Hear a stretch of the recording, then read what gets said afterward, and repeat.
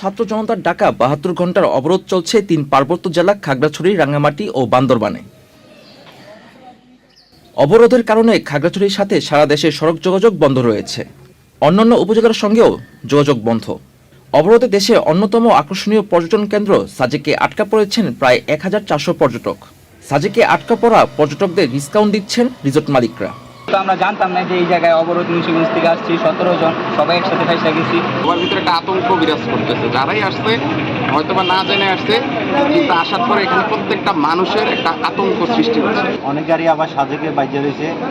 এখন যদি সেনাবাহিনী অথবা যদি কেউ এসকর্ট দিয়ে দেয় আমাদেরকে, তাহলে আমরা যাবো আর কি। আইন শৃঙ্খলা বাহিনী জানিয়েছে রাস্তায় নানাভাবে প্রতিবন্ধকতা তৈরি করেছে অবরোধকারীরা। পর্যটকদের ফিরিয়ে আনার কাজ চলছে। খাগড়াছড়িতেও আটকা পড়েছেন অনেক পর্যটক। অবরোধকে কেন্দ্র করে নিরাপত্তা ব্যবস্থা জোরদার করা হয়েছে। রাঙ্গামাটিতে জারি করা ১৪৪